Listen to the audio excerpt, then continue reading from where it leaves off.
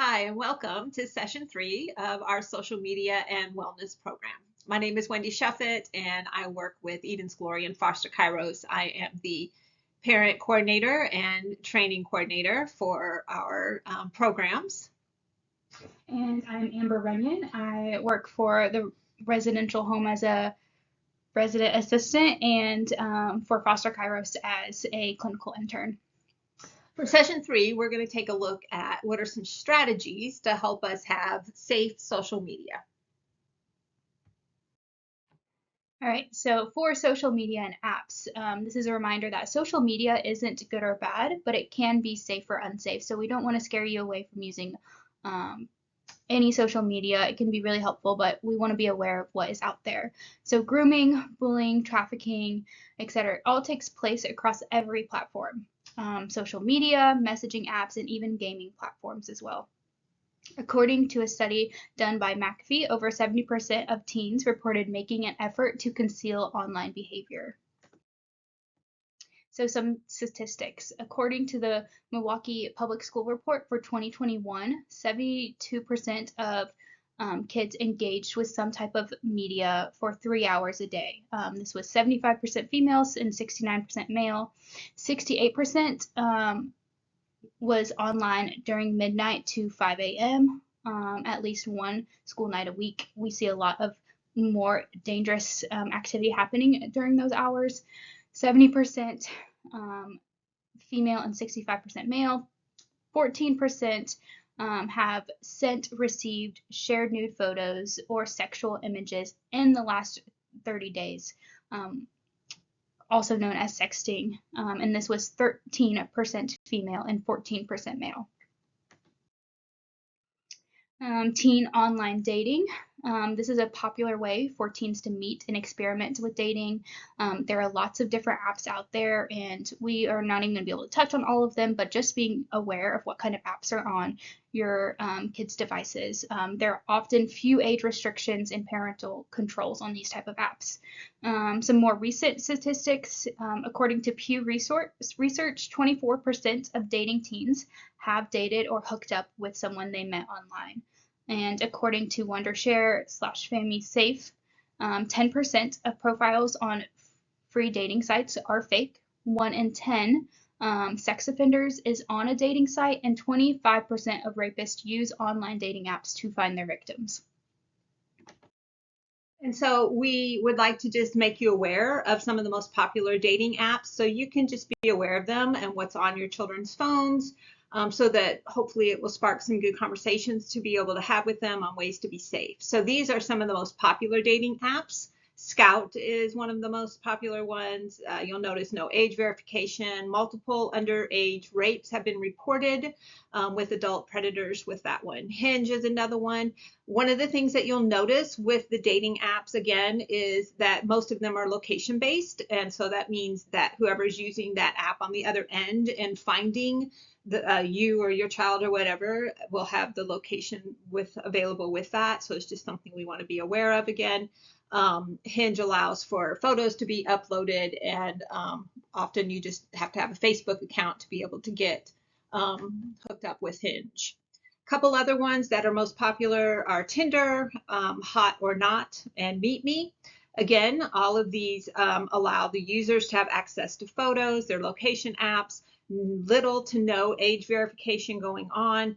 Meet Me has a live feature, which allows live streaming, which would allow for live streaming with strangers online with that.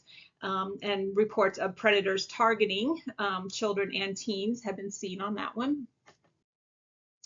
Yubo, Hoop, and OkCupid are a few others. Again, you may notice these. Yubo's Tinder for teens. So Tinder is a pretty popular one for adults. Snapchat meets Tinder is what we have. Hoop, and OkCupid, another location app.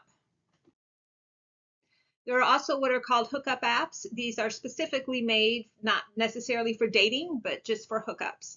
Down, Bumble, and Badoo are three of the most popular ones that you just want to be aware of. So some popular social media apps, Instagram, according to Smart Gen Society, 81% of teens are using Instagram. And so there are just some real dangers to note. There is a private versus public setting. Um, Private is going to not allow anybody to just see someone's profile and pictures and message them. Um, like public will.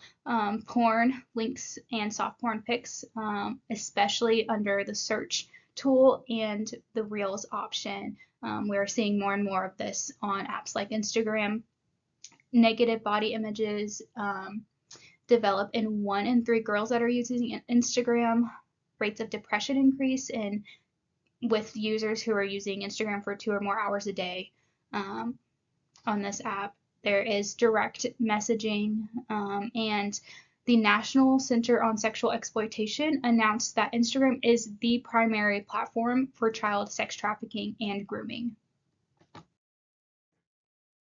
Snapchat is another one that is really popular amongst teens. It allows you to send a photo or video from your phone and determine how long the person on the other end can see the image until it self-destructs. A lot of images from Snapchat are regularly posted on porn sites called Snap Porn, and it is considered the #1 sexting app. Teens use it a lot thinking that these pictures disappear, but in reality, these pictures are not always disappearing. You can save them, you can screenshot them, and even get around some of those so you don't even know if those photos are being saved or not. TikTok, most frequently downloaded app. It's got 500 million active users. You're able to post videos of inappropriate content, dangerous viral challenges, sexual content, along with others. Few requirements and safety measures, just like a lot of the other apps. There's age requirements, but they're not really monitored and easy to just click past it. Accounts are public by default, so anyone can view videos uploaded by kids and contact them through direct message. We encourage to use family safety mode when using this app. We also have several other social media apps that we want to touch base on. Again, these aren't just to scare us, but to make us aware of where some areas may be vulnerable and where we can help find some ways to protect our kids and teens. X, formerly known as Twitter, cyberbullying has been reported on that. Again, it's location based. It can house inappropriate sexual material. It's popular for porn amongst teens as well. Tumblr and YOLO, two other ones that allow for various anonymous types of interactions. Child porn has been discovered on these as well. And even if you don't have the YOLO app, you can answer and get involved in questions, which can lead to more cyberbullying online.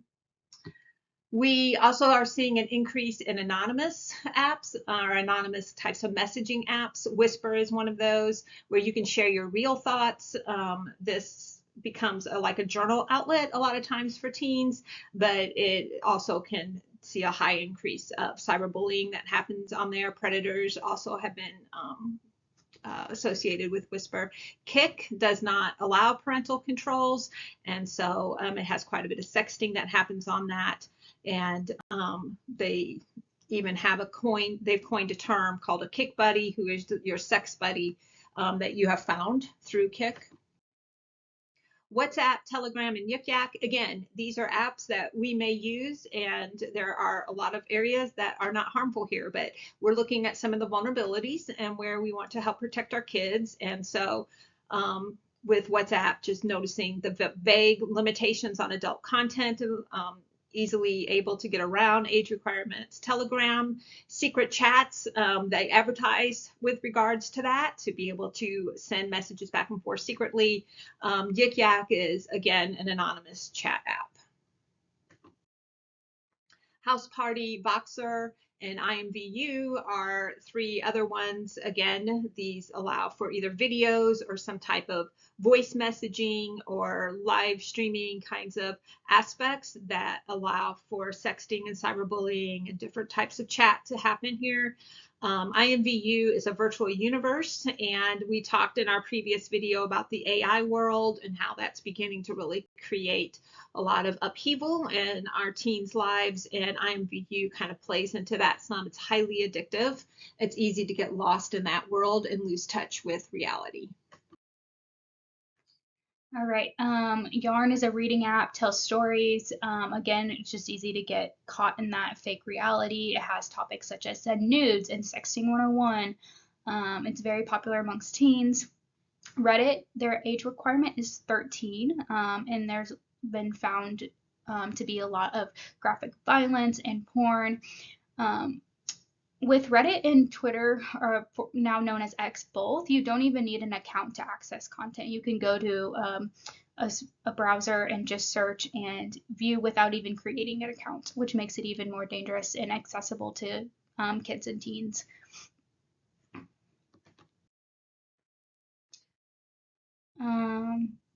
Yeah, there's also apps where you can meet people and just talk to strangers, and this is the way they're advertised. Find strangers, and these are some of those apps as well.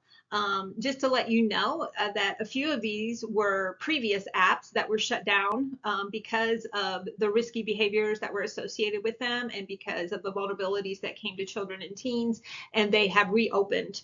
OME TV is one of those. It used to be Omega. And so, again, just apps to be aware of. There are disappearing messaging apps. They can be used with cyberbullying and sexting, and they leave behind no evidence. BurnNote, Wickr, Signal, and Cyberdust are some of the most popular there.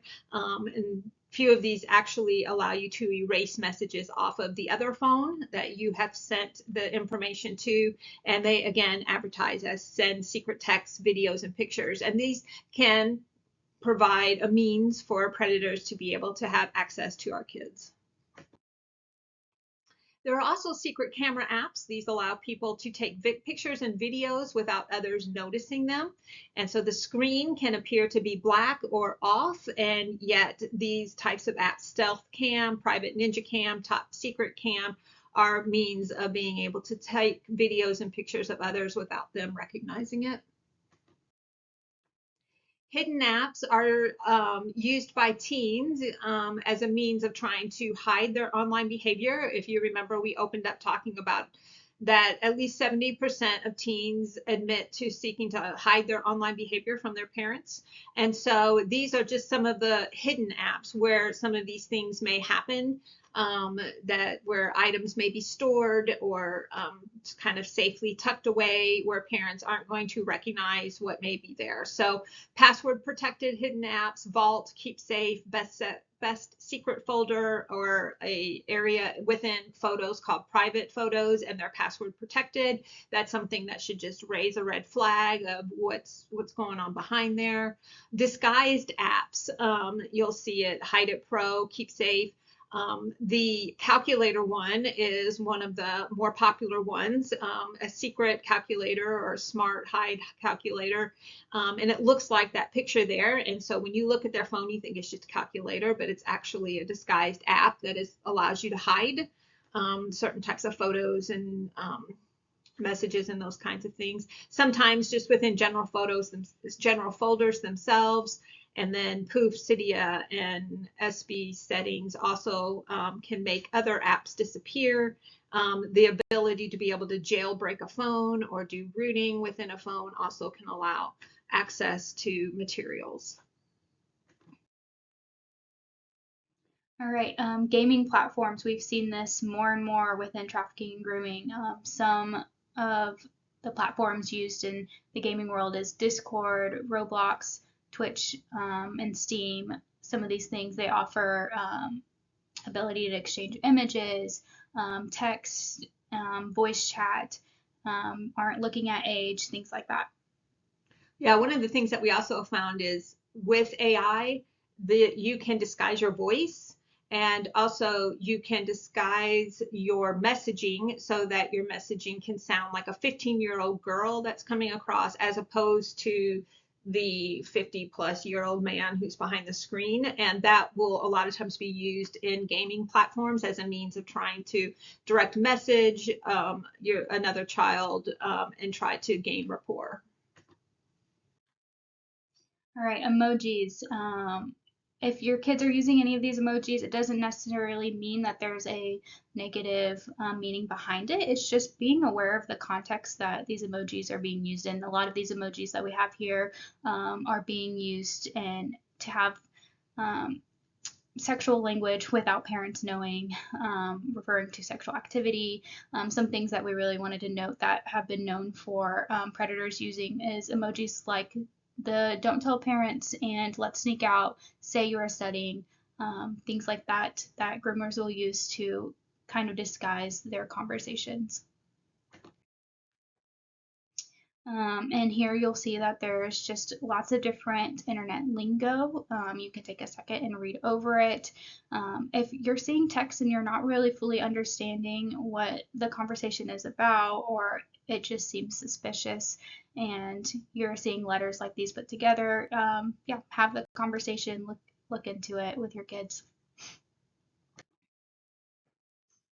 And so we are taking a look at all of these items again for awareness sake, just so that we as parents and caregivers can be aware of what's going on with internet usage, social media usage.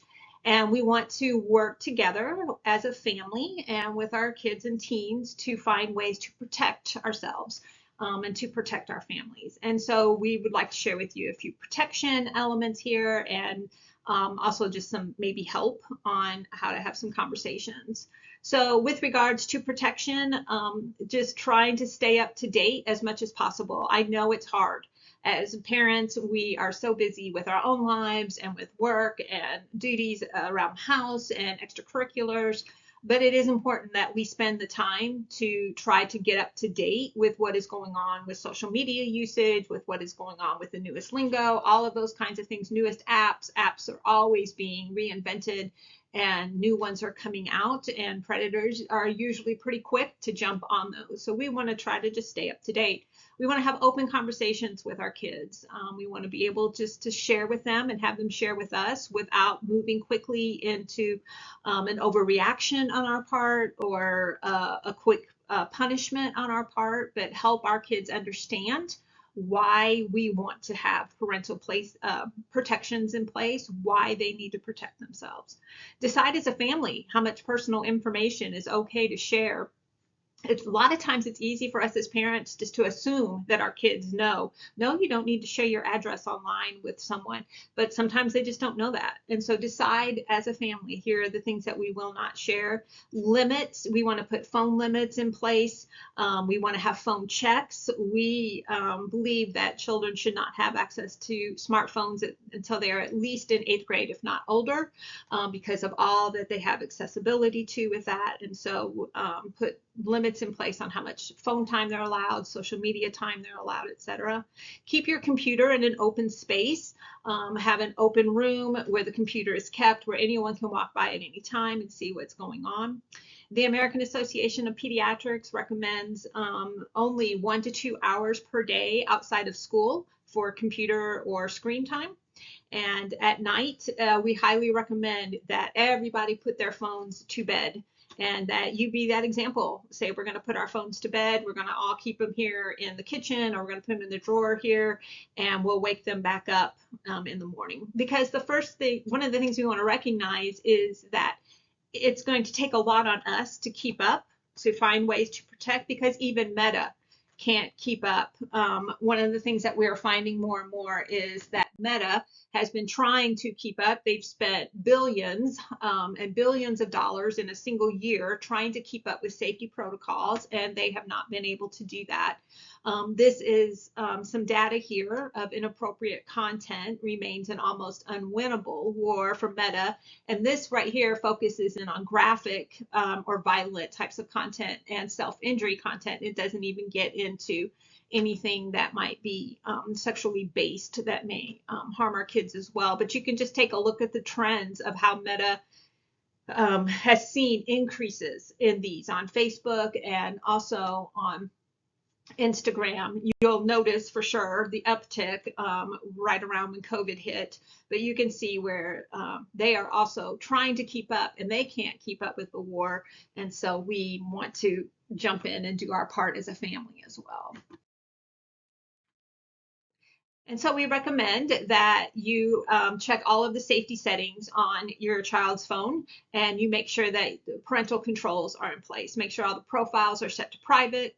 Download apps to monitor their phones, but don't let go of your own monitoring. In other words, you want to, and we highly recommend that you monitor your kids' phones. For some reason, we've agreed as a society that we can give our 12-year-old a phone and he can have complete privacy with it.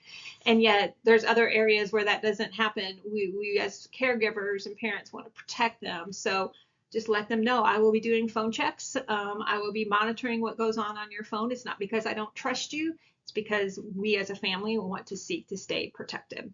A couple of ideas if you're looking for some safe phones where they have safety protocols already built in. Bark and Gab, Pinwheel, and Trumi are several different types of phones that you can look into. They will often look like a smartphone. They may have some accessibility to certain things, but they'll have some really good parental controls in place. And then we also have listed there some ideas of either routers that are have parental controls already in place with the router to put it around the home, or these are various types of programs and apps that you can put on phones to monitor what is happening on your child's phone. So some conversations and parameters that we can be having is be comfortable with uncomfortable conversations. Again, don't overact. There can be some space. Kids are still learning how to navigate these territories as well. But just, yeah, welcome those conversations. For grade school, we recommend no phone or at least no smartphone. Discuss safe people, unsafe people. How can we tell the difference between who's safe and who's unsafe? And then again, talking about public and private body parts as well. What is okay to share with others and what is not.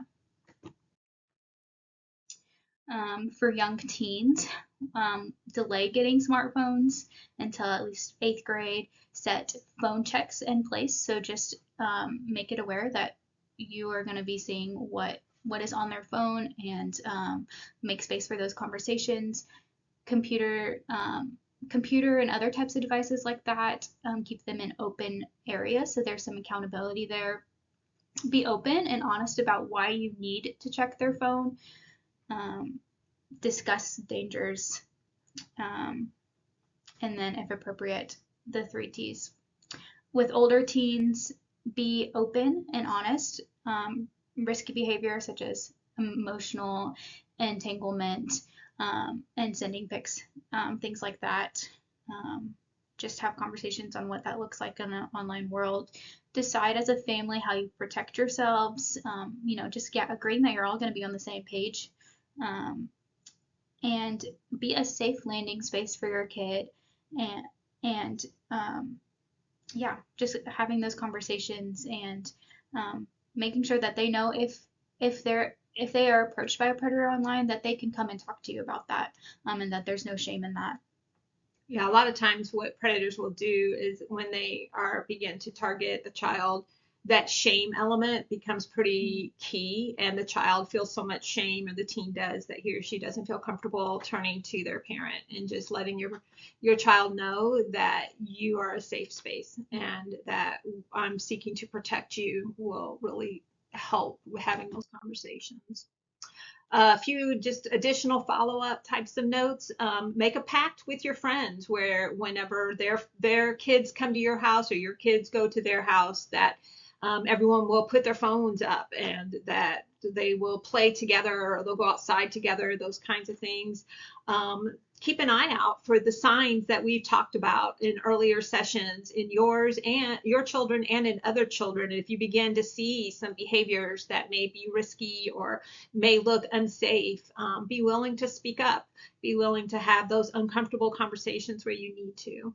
Help your children identify a list of trusted adults and mentors that they can turn to if something like this happens, if they begin to feel unsafe. Again, make your home a safe landing spot for your children and their friends. And so together as parents, limit screen times, do check-ins with each other as parents with other parents. doing group text with each other, just to kind of keep an eye on each other's kids together. We also want to note that a lot of times it's really easy, because we are so busy as adults, to allow our phones to become the babysitter for our kids. And this can just really not be good, as we've been seeing over these 3 sessions, not only for their mental development and their self-esteem development and their body image, but also for their physical development and just their overall safety. And so we just want to recommend that we not use phones or screens as babysitters. I know it's really easy to do that, but finding some other activities that, going back to the old school, to find some other activities to help during those times would be worth it. Also, be aware of who your child follows or friends online. How many do they know versus unknown, and making sure you let them know we will not friend anyone we don't know physically.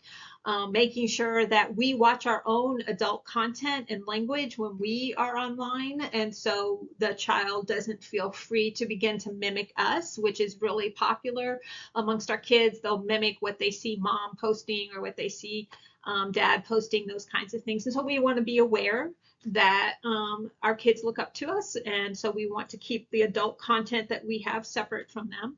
And we would just like to encourage you to stay in touch with us. Schedule another training for your church or small group. We would love to be and meet with you guys. And so here are some journal prompts again that you can share with your child or teen to allow them to journal about these, to begin to reflect. Number 1, who do you have as your safe adults that you can turn to if someone makes you feel uncomfortable online? And number 2, what are some safe and unsafe behaviors with social media? And then a few discussion questions to help prompt conversation you can have with your child. I've been learning about various social media and gaming apps. Let's look at your phone together and see which ones you use. And have your child teach you about each of the apps that they have on their phone. As a parent, do you feel comfortable with the apps your child has on his or her phone? If not, see the next slide. And so you want to explain to your child why you feel uncomfortable with certain apps. And so you might want to ask them, what are your thoughts on using this app? What have you experienced here? What has this been like for you? And let your child know that you see and understand any pushback or hesitancies that they may have, but that there are certain changes and safety precautions that you're going to need to put in place. Let them know that this does not mean that you don't trust them, but that you're trying to protect them, and that this is your role as a parent. Another discussion question: I've been learning about safe internet usage and would like to share with you some steps towards safety. And here you can share various parental controls and new parameters that you will have learned and that you want to put in place on your child's phone. And highly recommend collaboration. Let's collaborate together. Let's talk together and develop our safe approach to safe phone and internet usage. For example, all our phones will go to bed at night, or we'll do random checks of your child's phone. We want to let you know ahead of time. We're going to put time limits in place on our phones, computers, and gamings that we will enforce. Here are our sources. And again, it has been a pleasure to be with you all. And if you would like to contact us for more information, here's our contact. Thank you.